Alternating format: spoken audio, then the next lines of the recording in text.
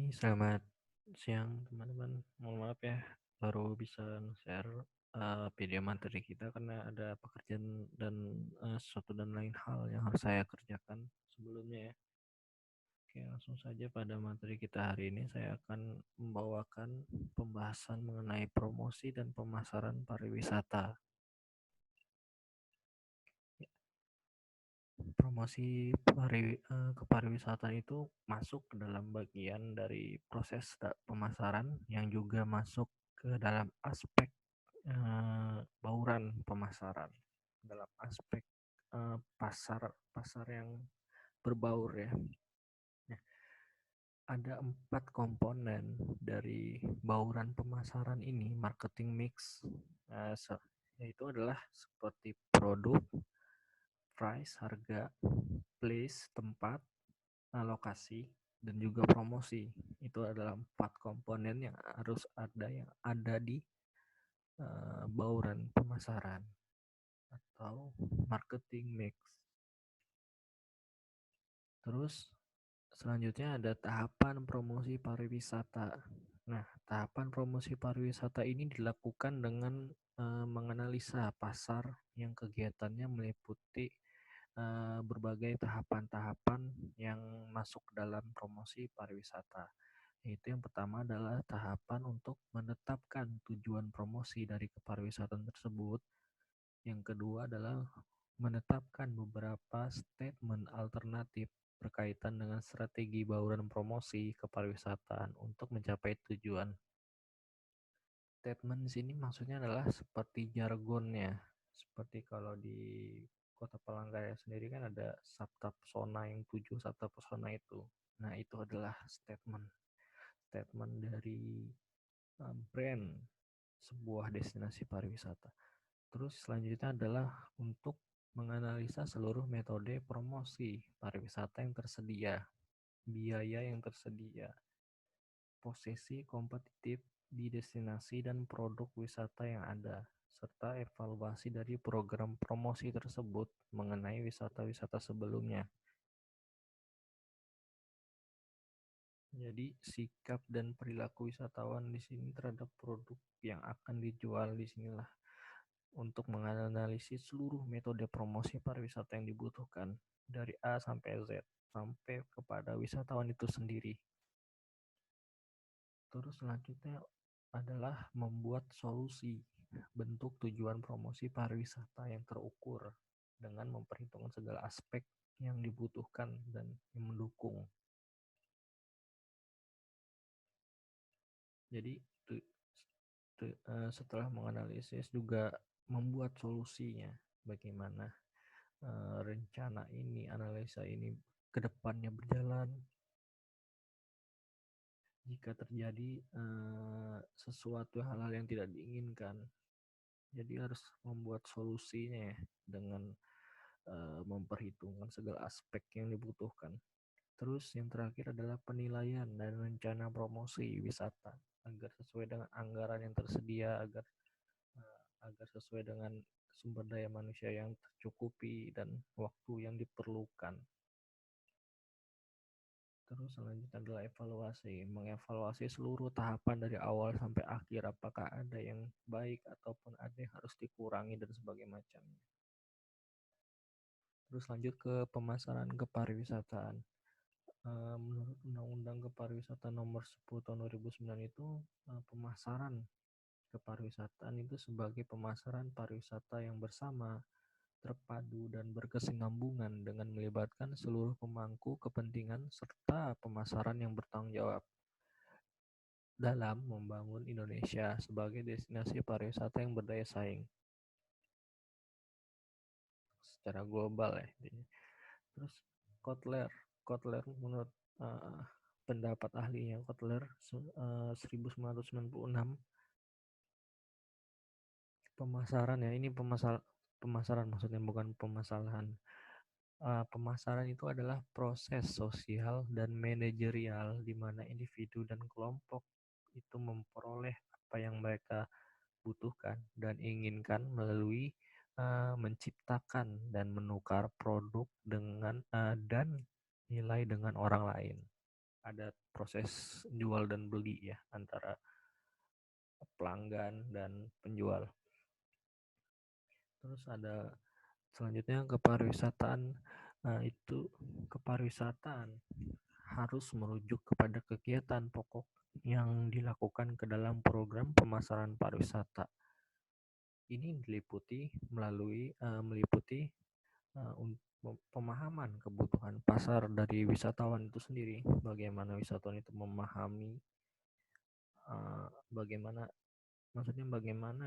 penyuplai itu, penyedia jasa itu, penyedia produk pariwisata tersebut memahami kebutuhan wisatawan, apa yang menjadi permintaan wisatawan dan sebagainya macamnya. Terus yang kedua, mengembangkan produk wisata yang memiliki nilai superior di pasaran agar menjadi nilai daya tarik sendiri bagi wisatawan. Terus yang ketiga, mendistribusikan informasi produk wisata ke wisatawan secara tepat dan menarik. Bagaimana para pemangku kepentingan itu melakukan pemasaran produk-produk ke wisatawan-wisatawan agar wisatawan tersebut merasa ingin mendatangi destinasi pariwisata tersebut dengan jargon-jargon, dengan statement-statement yang dibikin oleh para pemangku kepentingan demi tujuan pemasaran. Terus yang terakhir adalah untuk mempromosikan produk wisata yang efektif ya, secara berkesinambungan dan tepat sasaran penjelasannya. Terus pemasaran pariwisata dari sisi pasar. Jadi pemasaran pariwisata dari sisi pasar ya, ada dua di sini pemasaran pariwisata. Yang pertama pemasaran pariwisata dari sisi pasar, terus yang kedua adalah pemasaran pariwisata dari sisi destinasi. Yang pertama kita akan membahas pemasaran pariwisata dari sisi pasar dulu ya. Ini berkaitan dengan yang pertama adalah pemahaman kebutuhan dan keinginan wisatawan. Artinya pasar itu harus menyediakan produk-produk yang diinginkan, yang sesuai dengan kebutuhan yang diinginkan oleh wisatawan tersebut. Terus yang kedua adalah untuk mengetahui produk wisata apa yang dipilih, kapan, bagaimana, seberapa banyak, pada tingkat harga berapa, dan perkiraan seberapa sering sih merek itu dibeli oleh wisatawan. Terus yang ketiga, mengetahui lokasi di mana merek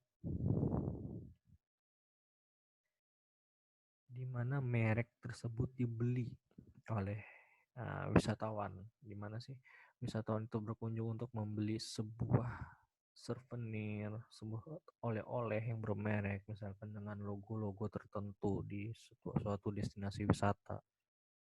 Jadi terus yang terakhir adalah untuk mengetahui perasaan mereka setelah melakukan pembelian dan menikmati produk wisata yang dibelinya. Jadi wisatawan itu bagaimana sih perasaannya setelah membeli souvenir oleh-oleh dari tempat wisata setelah dia membelinya di tempat destinasi wisata tersebut. Terus kita lanjutkan untuk pembahasan pemasaran pariwisata dari sisi destinasi ya. Sebagai produsen, itu berkaitan dengan yang pertama adalah untuk mengetahui produk wisata apa saja yang dikembangkan dan ditawarkan. Mengembangkan suatu produk pariwisata dan menawarkannya kepada wisatawan. Terus yang kedua adalah untuk mengetahui seberapa besar skala produk wisata tadi itu harus dikembangkan. Seberapa efisien sih, seberapa penting sih suatu produk pariwisata, suatu merek, logo itu harus dikembangkan. Artinya ada sebuah pemahaman bahwa produk yang akan dikembangkan ini akan menjadi prioritas, akan menjadi yang utama ke depannya. Terus yang ketiga adalah untuk mengetahui pada tingkat harga berapa sih produk wisata tadi akan dijual. Setelah melakukan beberapa analisa, beberapa survei bahwa harga oleh-oleh, harga souvenir di destinasi wisata ini harganya sekian, sekian dan sekian. Terus yang terakhir adalah untuk mengetahui kapan dan kepada segmen wisatawan mana produk wisata tersebut akan dipasarkan sesuai dengan kebutuhan wisatawan tadi ya. Jika kebutuhan para wisatawan di daerah A misalkan membutuhkan sebuah produk wisata ini, artinya pasar harus menyediakan produk tersebut. Jadi pasar pasar harus melakukan analisis apa yang menjadi tren masa kini, apa yang menjadi permintaan wisatawan tersebut dalam menyediakan jasa-jasa. Itulah yang disediakan oleh pasar. Terus lingkungan pemasaran pariwisata umumnya itu dibagi menjadi dua kelompok ya. Lingkungan makro dan mikro. Yang makro itu adalah para pelaku kepariwisataan di destinasi untuk melakukan kebutuhan dan permintaan wisatawan. Para stakeholder ya, stakeholder pemerintah, masyarakat, swasta. Terus mikronya, berbagai kekuatan sosial mencakup seluruh elemen yang ada di suatu negara, daerah, bahkan dunia. Yang dari mana kekuatan sosial tersebut yang mencakup skala lebih besar lagi itu mampu menggerakkan, mampu mempengaruhi keseluruhan lingkungan mikronya, yang dimana adalah struktur demografi, ekonomi, budaya, alam, teknologi, politik, dan kekuatan para pesaing. Itulah perbedaannya antara lingkungan mikro dan makro ya. Nah, di sini ruang lingkup pemasaran kepariwisataan. Jadi ruang lingkup pemasaran kepariwisataan di sini meliputi 3 aspek.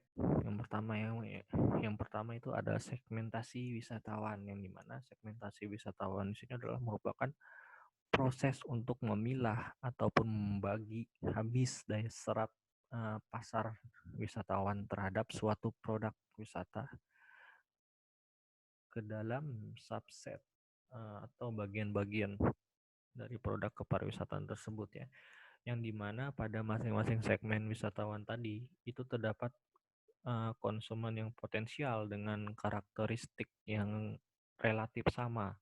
Jadi sehingga mempunyai kebutuhan akan permintaan produk wisata dan pelayanan wisata yang sama pula. Karakteristik umum sebagai dasar untuk penyusunan segmentasi pasar, di mana wisatawan tersebut antara lain terdiri dari segmentasi geografi, demografi, psikografis, dan perilaku wisatawan.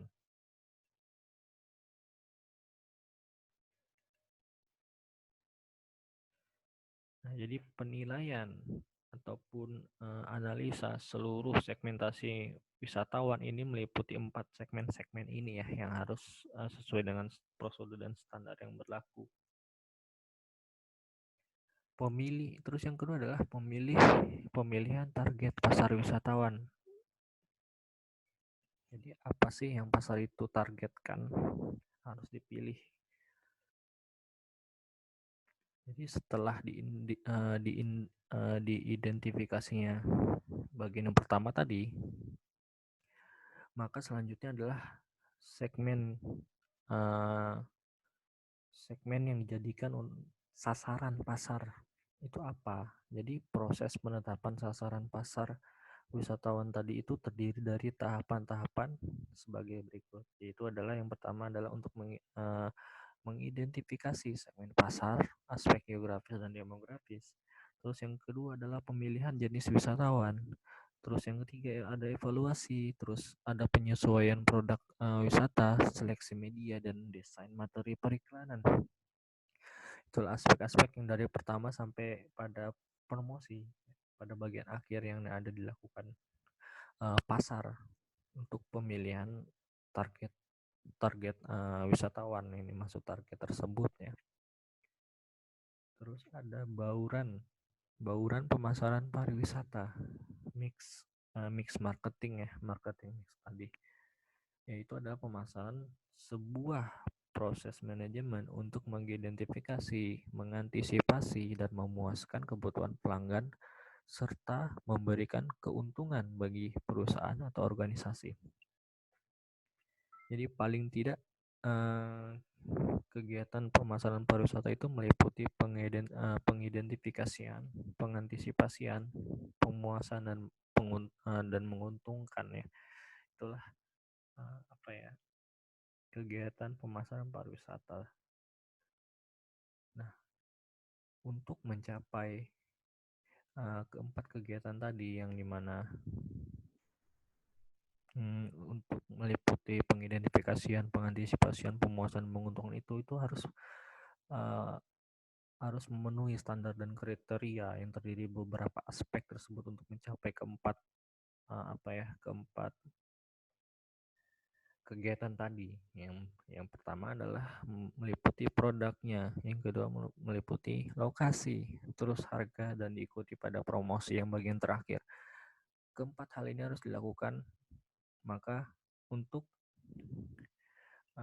jadi keempat hal ini adalah alasan untuk mengapa dilakukannya kegiatan-kegiatan yang meliputi pengidentifikasian, pengantisipasian, pemuasan, dan menguntungkan yang tadi ya. Harus ada 4 alasan ini untuk menjadikan kegiatan yang tadi itu bisa berjalan dengan baik dan terlaksana. Nah, pemasaran yang bertanggung jawab, kemarin ada kepariwisataan yang bertanggung jawab ya. Nah, dan sekarang pemasaran yang bertanggung jawab ini masih masuk ke dalam hak integralnya dari responsible tourism, kepariwisataan yang berkelanjut bertanggung jawab. Nah, responsible marketing ini atau pemasaran yang bertanggung jawab ini adalah wujud dari konsekuensi dari penerapan paradigma pembangunan kepariwisataan yang bertanggung jawab, responsible tourism. Nah, responsible tourism sendiri ini hasil dari koreksi terhadap penerapan model mass tourism. Jadi mass tourism yang dulunya dianggap pariwisata yang massal, ramai-ramai, sehingga banyak dampak-dampak negatif bagi masyarakat ataupun lingkungan alam yang terpengaruh akibat mass tourism tersebut. Maka muncullah responsible tourism ini untuk untuk menghilangkan kebiasaan-kebiasaan mass tourism yang dulu. Nah, penerapan responsible marketing di masa mendatang ini akan menjadi faktor penentu dalam pengembangan citra pariwisata.